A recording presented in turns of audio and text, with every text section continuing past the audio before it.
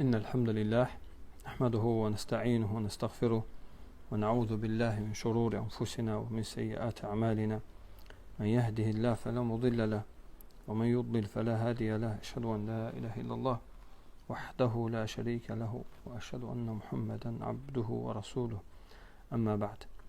Biz Şeyh Useymi Hafizahullah'ın Nasr surəsindən çıxan faydalar, Allah razı olsun, dərsinə Allahın izniyle davam edirik. Keçən dərsin davamı olaraq Nasr surəsindən 40 fayda və qalmışdıq sizinlə 14-cü faydada. 13-cü fayda nə idi? Kimlər? 13-cü fayda o idi ki, yəni İslam'a girmək iki növdür. Bir var duxul ilzam və duxul iltizam. Duxul iltizam odur ki, insan özünü yəni əmr və qadağaları iltizam edir, daxilən və batinən İslamı qəbul etməsidir. Amma duxul ilzam odur ki, daxilən qəbul etmir, zahirən razı qalır. Bu da münafiqlərin yəni girməsi kimi. Çünki münafiqlərlə nə müamiləsi olunur? Müsəlman müamiləsi olunur. Və 14-cü fayda odur ki, yəni Nasr surəsi, necə ki Allah Azze və Celle buyurur, Euzubillahimineşşeytanirracim, Bismillahirrahmanirrahim, İzə cəə nəsrullahi vəl-fəth, Allahın yardımı və fəth gəldikdə, və rəəytən nəsə yədxulunə fi dinillahi əfvacə, sən görəcəksən ki, insanlar toplum Allahın dininə girir. Toplum, dəstə-dəstə. Və bunu gördükdə yenə fəsəbbih bihamdə rabbikə və estəğfirhu, Rəbbinə təsbih et və ona həmd et, innəhu kənə təvvabə, və o çoxlu tövbələri qəbul edəndir, təvvabdır. Və burada yəni faydalardan həmçinin odur ki, bəyan sihhət həzə din və kəməlihi. Bu dinin kamil və səhih olmasının dəlili var. Nəyə görə? Çünki insanlar toplum girirdilər. Yəni insanların toplum bu dinə girməsi bu dinin Allah tərəfindən qəbul olundurulmasıdır. Sən heç vaxt batil dinə insanların toplum girdiyini görməzsən. Əgər insanlar bir dinə toplum girirsə, bu nə deməkdir? Bu din haqq dindir, Allah tərəfindən qəbul olundurulmuş bir dindir ki, insanlar toplum yəni bu dinə girirlər. Yəni başqa dinlərə müxalif olaraq görürsən ki, onlara tək girən var, yoxsa yox. Və o dinlərdə heç vaxt insanlar sabit də olmurlar. Və həmçinin 15-ci fayda odur ki, küfrü tərk edib, yəni küfrü İslam'a çevirmək, dinə girmək sayılır. Çünki vara etənlər yədxulun, havasıdır ki, görürsən ki, insanlar daxil olur. Dinə daxil olmağa deyilir. Yəni İslam'a girmək deyilir. Ona görə bizdə görürsən ki, qardaşlar namaz qılana deyirlər, dinə girdi. İslam'a gələndən, İslam'a girəndən. Bu sözlər xatadır. Nəyə görə? Namaza başlayandan. Əvvəl kafir deyildi ki. Bu dini qəbul etmişdi. Bu dini yəni eləmişdi. Yəni ya ata-anadan belə görüb, müsəlman kimi böyüyüb. Yəni insan cahil ola bilər, insan namazı əvvəl namaz qılmayan ola bilər, amma o demək deyil ki, o kafir olub. Təbii ki, namaz qılmamaq böyük günahlardandır. Yəni namaz qılmamaq hətta zina etmək, oğurluq etmək, içki içmək, adam öldürməkdən yəni böyükdür günahı.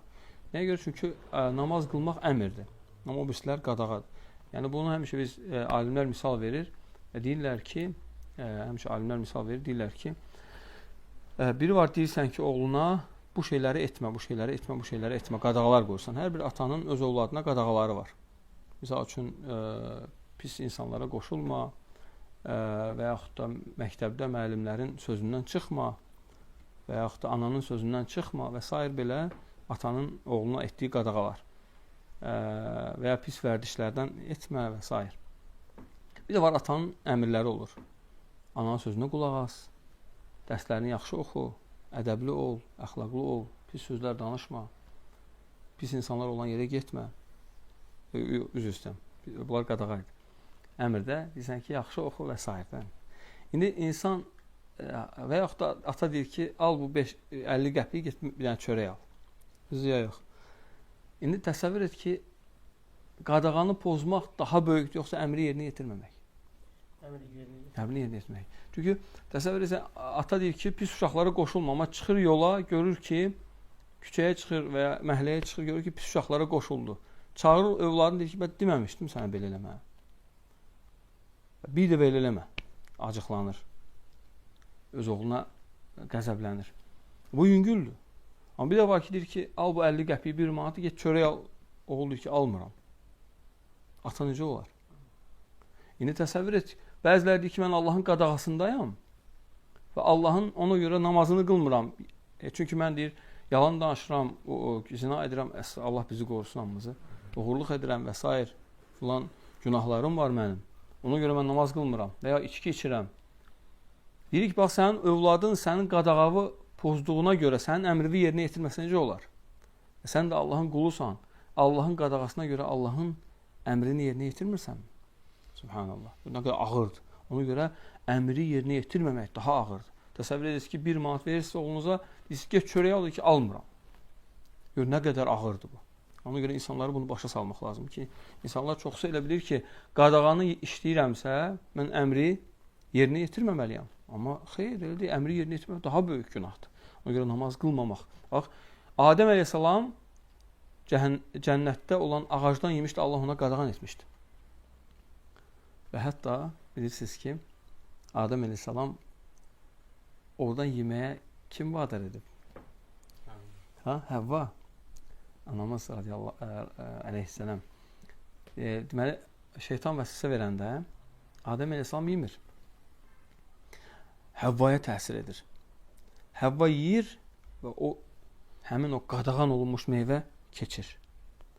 Allah qəzəblənir, qiyamətə qədər qadınlara heyz hökmünü yazır. Ona görə Peyğəmbər sallallahu əleyhi və səlləm deyir ki, Allahın Adəmin qızlarına yazdığı bir əziyyətdir. Səbəb anasının tam ötürməsi olur. Amma Adəm əleyhissalam yedi, birdən yadına düşdü ki, subhanallah, Allaha asi olub və gəlib bura çatmışdı. Çatanda sıxır özünü. Deyir, o mənim boğazımdan keçə bilməz, qoy boğazımda qalsın. Bizdəki bu hulqum, kişilərdəki həmin hulqumdur. Qalıb. Subhanallah lazım. Yəni, ona görə həmişə kişilər biraz əzmkar olur.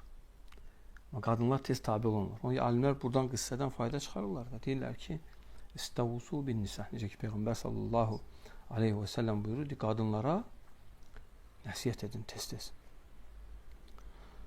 Onlarla gözəl davranın. Çünki həqiqətən qadınlar əslində kişilər üçün yaradılıb.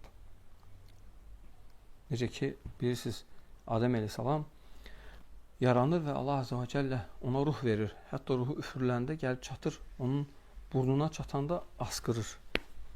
Asqıranda ilk sözü əlhəmdülillah olur. Və mələklər ona deyir, yərhamukallah. Yərhamukallah deyirlər. Bu əmr sünnəni Peyğəmbər sallallahu aleyhi və səlləm bizə öyrədib. Və sonra tam cəsədə gəlib çatanda, üzr istəyirəm, elə qollarına çatanda Adəm əleyhissalam durmaq istəyir, amma aşağı hələ işləmir axı, çatmayıb. Durmaq istəyirəm ayağa. Allah azə və cəllə deyir, xuliqal insan min acəl. İnsan tələskən yaradılıb. Hələ yaranmayıb, hələ tam elə durmaq istəyir, səbirli ol. Subhanallah lazım.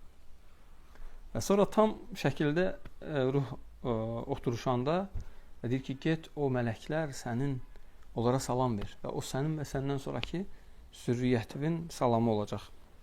Və gedir onlara Esselamu aleykum deyir, onlar da aleykumselam və rahmetullah. Və sonra Adəm əleyhissalamı Allah Taala bu yaradılışdan sonra yuxuya daldırır.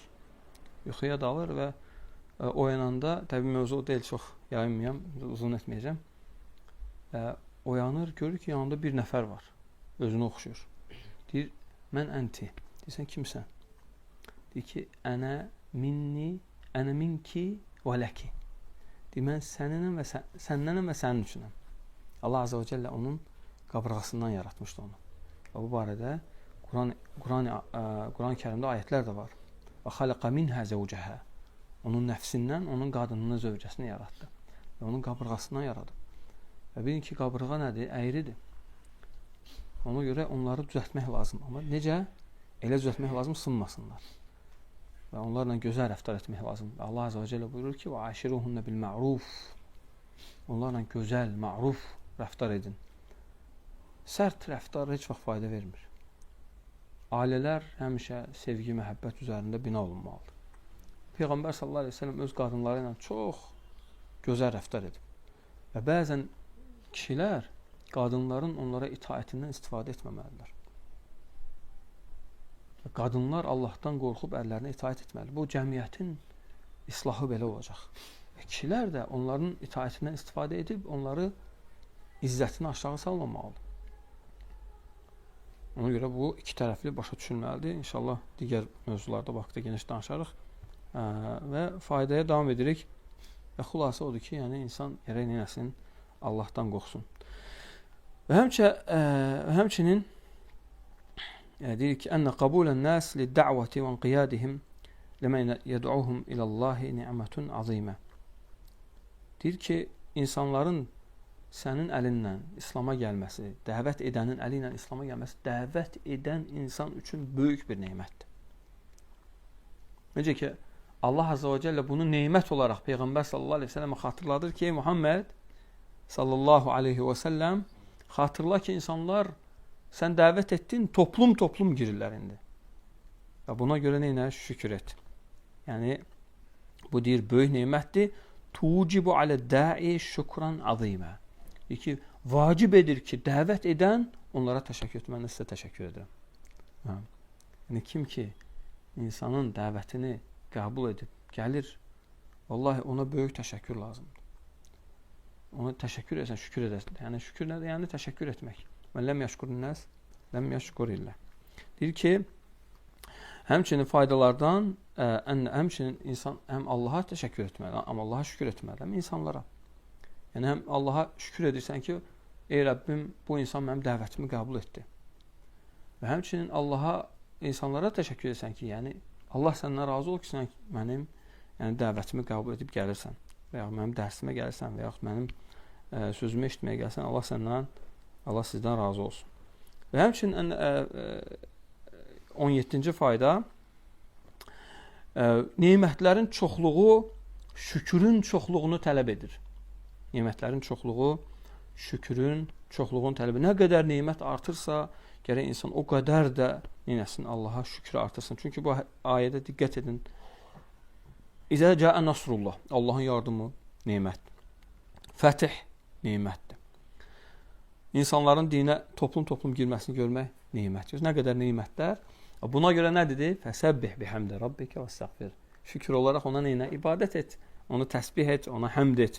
Həmd nədir? Həmçinin şükrün növlərindən biri həmddir. Elə yerdə var ki, həmdən şükür birləşir, yerdə var, ayrılır. Yəni, həmd həm neymətə görə olur, həm də neymət gəlməyəndə də, bəla gələndə də olur həmd.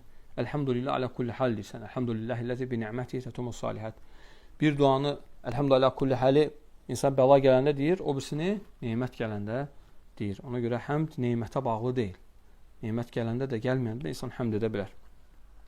Amma diqqət et bu məsələyə. Tutaq ki, sən bir qardaşın işini görsən, o iş ziyana uğradı. Zəng edirsən, deyirsən ki, elhamdülillah, bu məsələ belə olub. Belə yox da. Necə deməlisən? Məsələn ki, qardaş, yəni necə oldu, belə çətin oldu, şey oldu, elhamdülillah, belə oldu yəni. Hüzünlə deməlisən. Yəni sən elhamdülillah elə deyirsən ki, sanki onun ziyana uğrulmağına sevinirsən. Yəni elə çıxmasın da, bu problemdir. Yəni bu müamilələr. Və sonra o sənə deyəndə ki, qardaş, sən elə dedin ki, sanki sən sevinirsən, sən də buna dəlil gətirirsən ki, deyirsən ki, Peyğəmbər sallallahu əleyhi və səlləm yaxşı iş gələndə də, pis iş gələndə də həmd edərdi Allaha. Yox. Bu hal onu gərəkdirmir. Gərək sən elə eləyəsən ki, insanların xətrinə dəyməyəsən. Və yaxud insan ziyana uğrayıb. Sən ona deməli deyirsən ki, sən bu işdən yəni dəhşət xata ilə çıxdın, dəhşət ziyanla çıxdın, falan oldu. Yox. Sən ona deməsən, elhamdülillah, heç nə olmaz. Səbirli o ruzi Allahın əlindədir, qardaş. Narahat olma, inşallah Allah buradan səni belə eləyib, başqa yerdən sən ruzi qapısı açacaq, onu ruhlandırasan. Yoxsa deyirsən ki, sən batdın ki, sən daha indən sonra çətin özvə gələrsən. Buna sözlərdir. Xüsusən qardaş-qardaşa. Yəni, belə diqqətli olmaq lazım. Bu sözlər insanları çox ləkələyir, yaralayır. Dilin yarası qılınc yarasından pis. Ona görə ehtiyatlı olmaq lazım. Və həmçinin 18-ci fayda, Allah bəzən bəzi qullarına əcəllərinin yaxınlaşması haqqında xəbər verir. Allah bəzən bəzi qullarına əcəllərin yaxınlaşmasını xəbər verir. Bu da necə ki, İzə cəə Nasrullah və Fəth, Allahın yardımı və Fəth gələndə Nasr surəsinin təfsirində İbn Abbasın zikr etdiyi o təfsirdir ki, deyir ki, Nasr surəsi Peyğəmbər sallallahu aleyhi və səlləmin əcəlinə dəlildir. Haradan çıxarıb İbn Abbas? Deyir ki, Nasr surəsi varid olan kimi Allah Rasulü şiddətli şəkildə ictihad etdi, başladı ibadətə. İbadətdə başladı, ictihad etməyə. Heç vaxt bundan qabaq elə ibadət etmirdi. Oradan sahabələr götürüb və bir müddət sonra ona ölüm gəlib. Deyir ki, yəni sahabələr oradan götürüb ki, İbn Abbas deməli, subhanallah, Allah Rasuluna xəbər verildi ki, sənin əcəlin yaxınlaşıb. Aydındır? Deməli, burada Yusuf Şeyx ümumi deyir. Deyir ki, bəzən bəzi qullara Allah xəbər verir bunu. Və bu Peyğəmbər sallallahu aleyhi ve sellem üçün idi axı. Nəyə görə deyir? Nəyə görə? Çünki bəzi başqa peyğəmbərlərdə də bu baş verir. Peyğəmbərə aid olan hökmlər bizə də aid. Ümmətinə də aiddir. Nəysə, Peyğəmbərə aid olan hökm bizə də aid. Əgər ona xəbər verilibsə, bu onun üçün xaslaşmayıb. Deməyib ki, xalis atan ləkə min dunil müminin. Necə ki, ayədə gəldik. Bu sənə xaslı, möminlərə xas deyil. Ha? Burada xaslıq yoxdur. Amdır bu. Bütün qullara da ölüm haqqında xəbər gələ bilər. Davam edirik. Cavaz na'il abdi nəfsəhu qabləl mevti izə ra'a aləmətəhu. İnsanın öz nəfsinə ölüm xəbərini, əgər əlamətləri varsa, öz nəfsinə ölüm xəbərini xatırlatması, icazəli olması. Yəni, əlamətlər varsa, deyirsən ki, ehtiyatlı ol ey nəfsim, yəni artıq ölüm gələ bilər. Və bunu biraz da dəqiqləşdirəcək inşallah o faydalarda. Deməli, 20-ci fayda odur ki, Ənə həzən nə'yə leysə minəl cəzə'i və da'fil qalbi. Bu, ölüm xəbərinin sənə verilməsi, sənə hiss olundurulması, bu qəlbin zəifliyindən və ümidsizliyə qapanmaqdan sayılmır. Əgər o sayılsaydı, çox Peyğəmbər sallallahu aleyhi ve sellem o xəbər verilməzdi. Gəlirik. Bu haqda fayda davam edir. 21-ci fayda odur ki, Ənə həzən nə'yə leysə min təmənnil mevtil məmnu' minhu. Bu, ölüm xəbərinin sənə hiss olundurulması qadağan olunmuş insanın özünə ölüm diləməsindən deyil. İnsanın özünə ölüm diləməsindən deyil. Yəni, bəzi insanlar özünə ölüm diləyir. Və belə bu şəriətdə nədir? Qadağa gəlib. Yəni, insan gələ özünə ölüm diləməsin. Yəni, bu ondan sayılmır. İndi davam edirik yenə. Deyir ki, 22-ci fayda. Ənə həzən nə'yə leysə min iddia ilmil qayb. Bu, ölüm xəbərinin sənə verilməsi və sənin də ondan xəbərdar olunman qeyb elmindən xəbər verməkdən sayılmır. Litəhəqqüq aləməti dəllə aleyhi.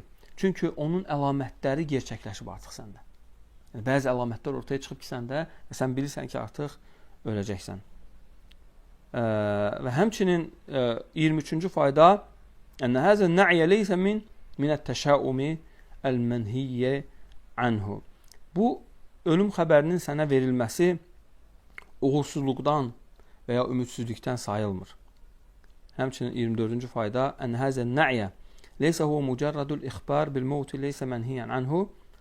Deyir ki, bu ölüm xəbərinin sənə hiss olundurulması sadəcə sənə verilmiş, qadağan olmuş bir xəbər deyil. İnnəmə yunhə an nə'yi bis səhhətil cəz'i və zikri məəsimil meyyiti və təcdidil hüzni aleyhi. Yəni, qadağan olunan şey sənə olunan hüznün artmasıdır.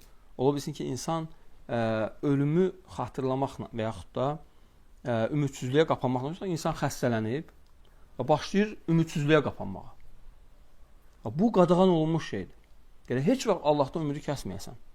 Hətta əlamətini dəqiq görməyincə, dəqiq bilməyincə və sənin qəlbi və o hissiyat böyük şəkildə gəlməyincə. Və ola bilər, bəzən insana kiməsə gələ bilər, amma xata ola bilər. Amma o, elə insanlar var, dəqiq şəkildə o məlumat verilir. Misal üçün, bir qardaş danışır, deyir ki, onun anası yəni nənəsindən danışır. Deyir ki, öz oğluna deyir, sən nənəsindən danışırdı. Deyir, oğluna dedi ki, səfərdə olan, gəlmişdi və xəstələnmişdi. Dedi, hara geysən? 3 gün sonra mən öləcəm. Deyir, 3 gün tamam vəfat elədi.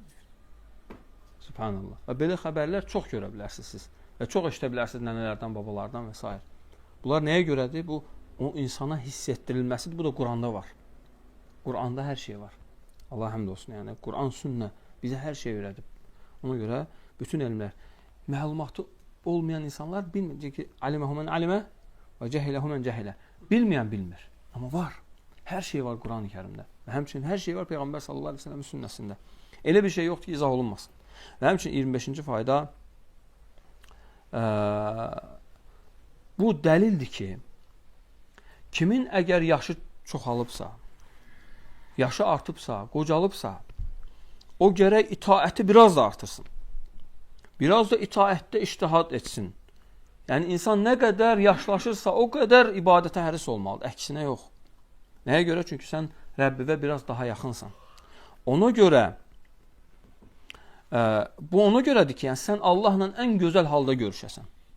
Yəni, sən Allah Azza və Cəllə ilə ən xeyirli hal üzərində görüşəsən.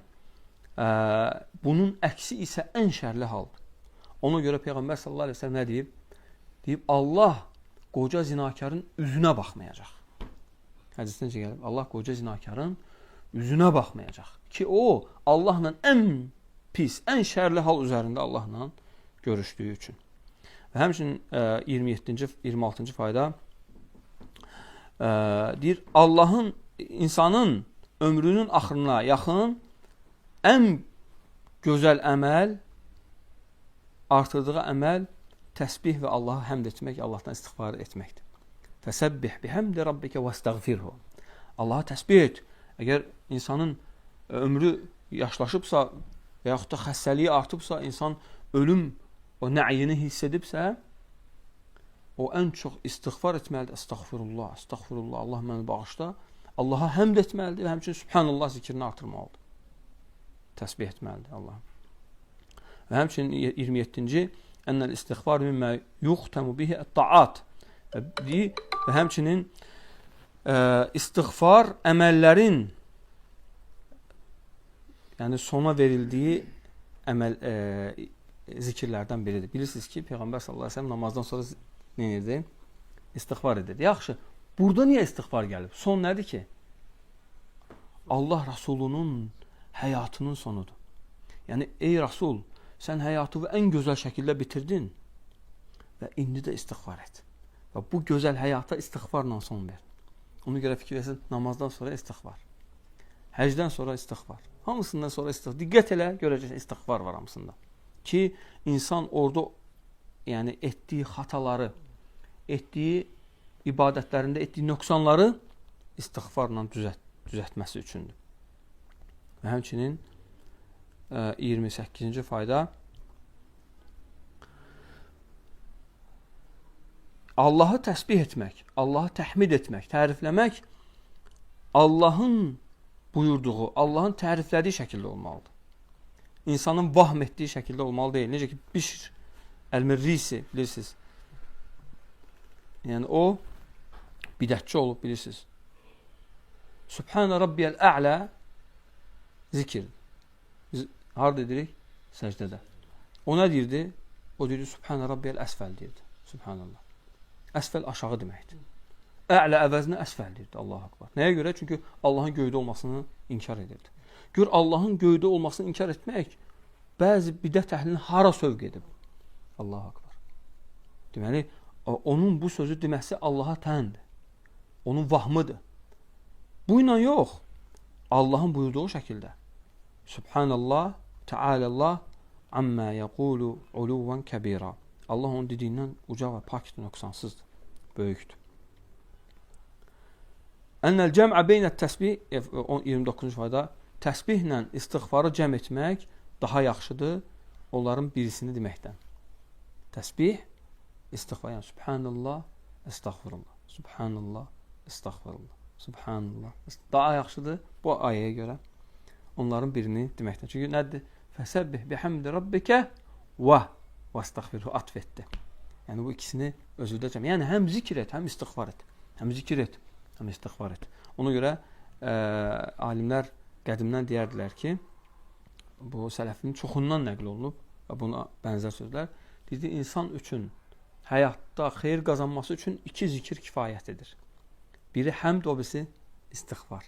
Həmd nemətlərə görə, istiğfar günahlara görə. Necə ki, Eyyub Sıxtiyani rahimehullah deyir ki, deyir, saadətin ünvanı 3 şeydir. İzə əznəbə istiğfara, və izə u'tiyə şəkərə, və izə və izə btulyə sabara.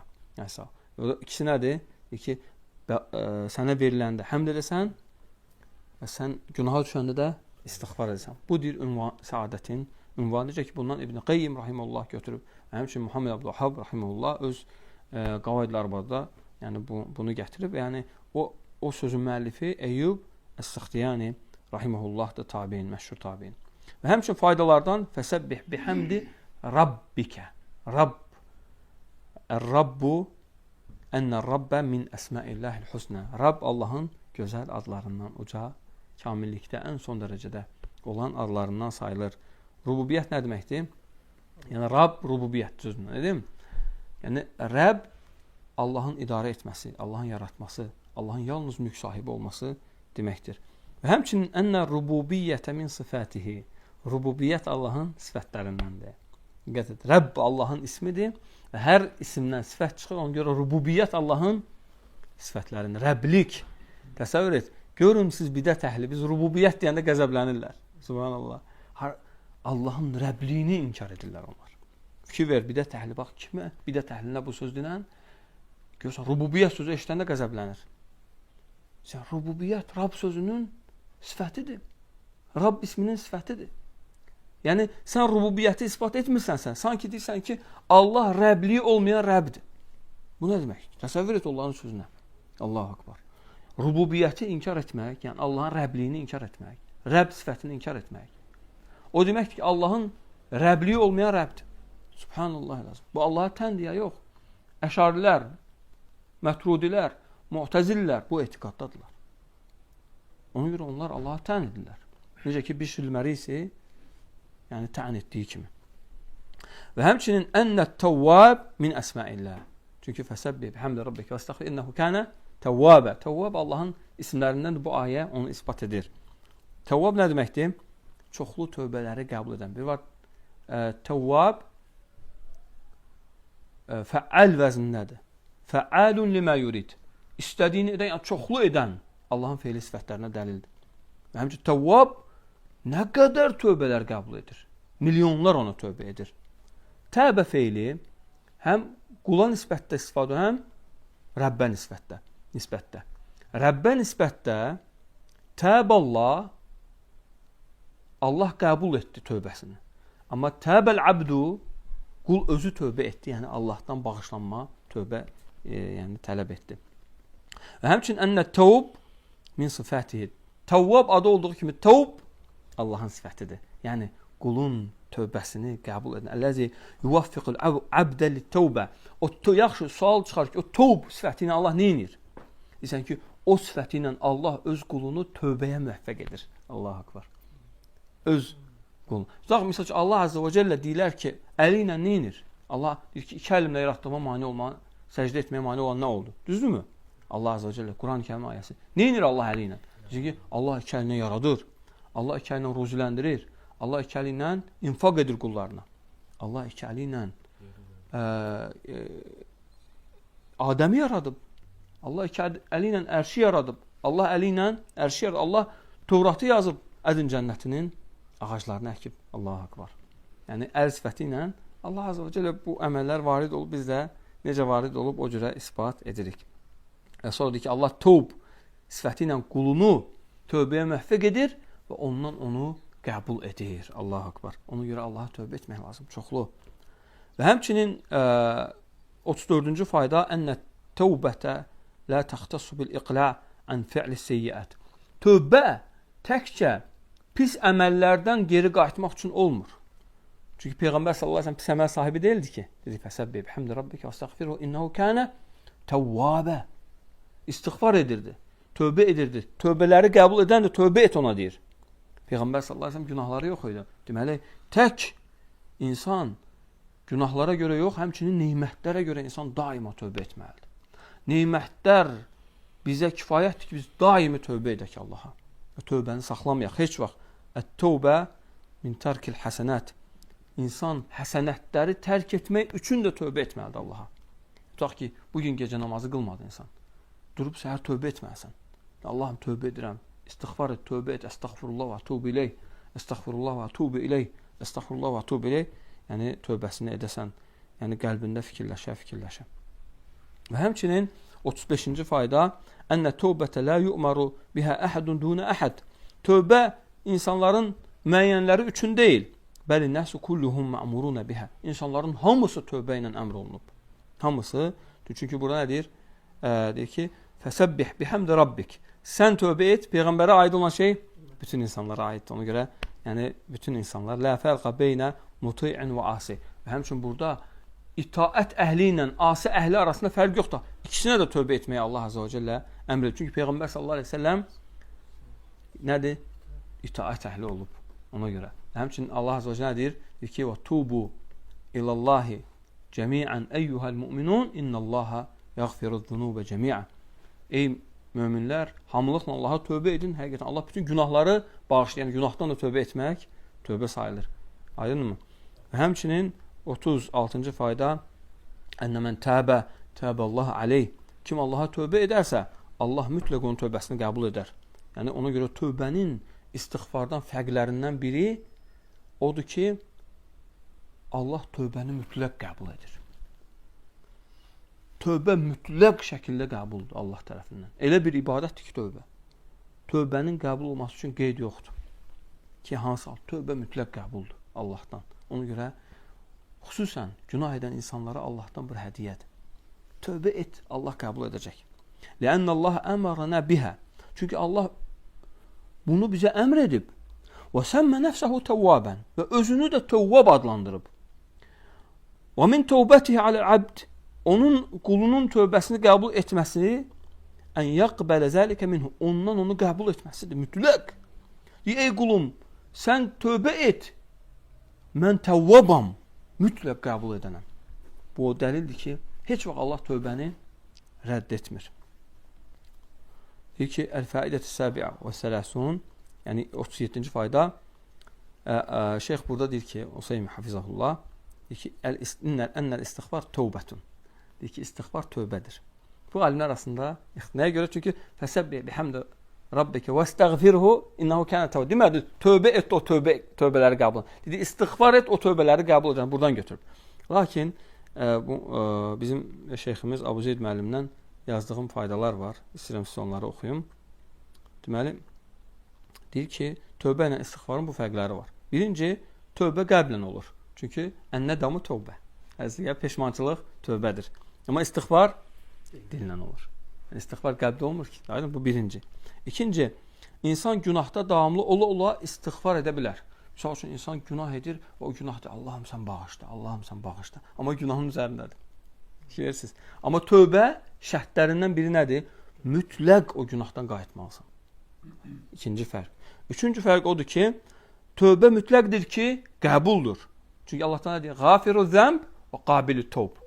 Günahı bağışlayan tövbəni qəbul edirsən. Qafir bağışlamaq deyirsən, istiğfarla burada tövbəni də ayırıb. Və həmçinin şərtlərdən, fərqlərdən biri də əstəğfirullah və ətubu ileyh. Sən istiğfar başqa, tövbə başqadır. Və həmçinin fərqlərdən odur ki, istiğfar şərtdir ki, dillə olsun, tövbə isə qəlblə olur. Və həmçinin 5-ci fərq, tövbəni başqasının adına etmək olmur. Amma istiğfarı başqasının adına etmək. Yəni, Allahım atamı bağışla, Allahım anamı bağışla, Allahım qardaşımı bağışla, Allahım yoldaşımı bağışla, övladlarımı bağışla və s. Dedim, başqalarının adını edirsən, qardaşlarımı bağışla, alimləri bağışla, ümmətimi bağışla, müsəlmanları bağışla. Necə ki, hədisdə gəlib, kim əgər bütün müsəlmanlar üçün istiğfar edərsə, onların sayı qədər ona savab gələr. Kim deyərsə ki, Allah məğfir lil-mü'mininə vəl-mü'minət vəl-müsliminə vəl-müslim əl-əhyəi minhum vəl-əmvət. Kim bu duanı edərsə, Allahım bütün mömin kişiləri və qadınları, müsəlman kişi və qadınları bağışla, ölənləri və diriləri, onların sayı qədər savab gələr. Deməli, istiğfarı başqasının adını etmək olur, amma tövbəni yalnız insan ancaq öz adına edə bilər. Və həmçinin 6-cı fərq tövbənin vaxtı mütləqdir, amma istiğfarın həm mutlaqdır, həm də müqəyyəddir.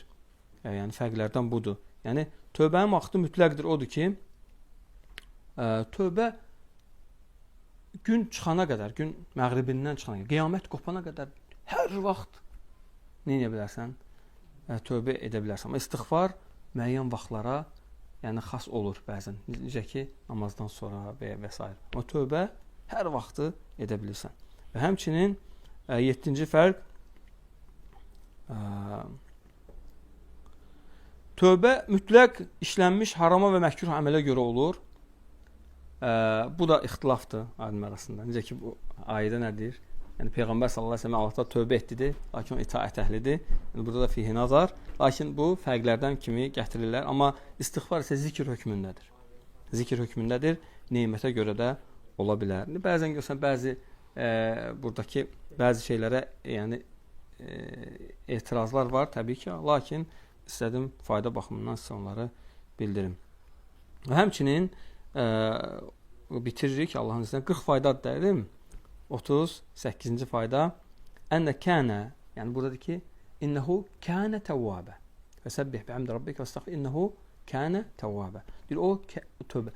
Kana feili əgər Allahın isim və sifətlərinə girərsə, o müəyyən vaxtı əhatə eləmir, istimrarı bildirir. Davamiyyəti bildirir. Misal sən deyirsən ki, kanəl mə'u bəridən. Deyirsən ki, su soyuq idi. Dedim? Kana fe'l naqis madi. El-mə'u ismu kana. Bəridən xabaru kana. Bu kana bu cümləyə gələndə bu cümlənin müəyyən vaxta qədər olmağını ifadə edir. Yəni su soyuq idi, amma indi istidir. Yəni indi soyuq deyil, ilıqdır. Aydındır? Amma bu Allahın ad və sifətlərinə girəndə həmin vaxtı əhatə eləmir, istimrarı bildirir. Kânallahu tevvâbe və kânallahu semî'an basîr. Yəni Allah la yezəl, ləm yezəl və la yezəl tevvâben, semî'an basîran və bütün sifətlərində Allah azza cəllə yəni ləm yezəl və la yezəl. Yəni davamiyyətlidir. Yəni əbədi və əzəli. Necə ki 39-cu fayda ondur ki, Ənəlləhə la yezəl bi sifətihi əbədiyyən kəmə kənə aleyhə əzəliyyən. Deyir, Allah öz sifətlərində əbədidir. Necə ki o sifətlərində əzəlidir. Misal üçün Allah azza və cəllə yəni əbəd nə deməkdir? Əl-zəmənül müstəqbəl. Əzəl nədir? Əz-zəmən əl-madi. Yəni əvvəl və axır. Vəl-əvvəlu vəl-əxiru vəl-zahiru vəl-batin. Əl-əvvəl nədir? Əl-əvvəl la bidayətə ləhu. Əvvəl o şeydir ki, onun başlanğıcı yoxdur. Əl-əvvəldir. Vəl-əxir la nihayətə ləhu. Fikir verirsiniz, axırda axırın olmamağı qəbul etmə rahatdır. Amma əvvəlin olmamağını qəbul edənlər çətin qəbul edir. Necə yanır? Necə ki, axırda işgal etmirsən, əvvəldə də işgal etmə. Allah öz sifətləri ilə bərabər, vəsifləri ilə bərabər əzəlidir. Bəziləri Allaha nə deyir? Allah müəyyən vaxtdan sonra yaradan olub. Müəyyən vaxtdan sonra qadir olub. Müəyyən vaxtdan sonra görən olub. Müəyyən vaxtdan sonra Subhanallah. Bu Allaha təndir. Bu Allahı naqisliklə vəsf etməkdir. Yəni Allah ləm yəzəl və la yəzəl muttasifən bi sifətihi el-kamilə. Allah öz sifətləri ilə muttasif olub, zatı ilə bərabər, əzəli və əbədi. Əl-əvvəl vəl-əxir. Yəni, necə ki, axırda işgal etmirsən, əvvəldə də işgal etmə, problem etmə.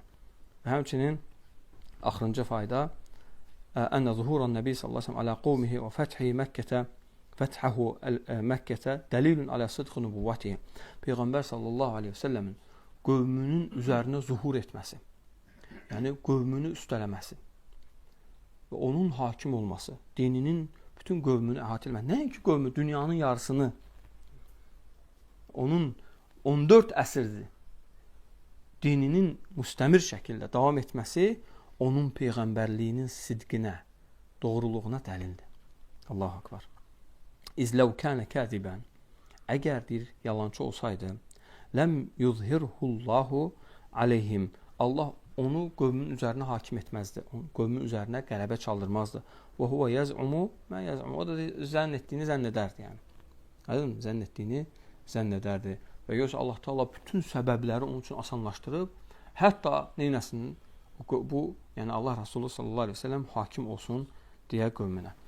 Allah daha doğrusunu Allah Taala'dan istəyirəm ki, eşidənlər üçün faydalı etsin. Və bizi də bu faydalardan təsirlənib əməllərimizi islah etsin. Allah hamınızdan razı olsun. Subhanəkallahumma hamdik, əşhədu an la ilahe illə ent, əstəğfiruke və etûbü ileyk. Sallallahu əleyhi Muhammedin və alə alihi və sahbihi ecmaîn.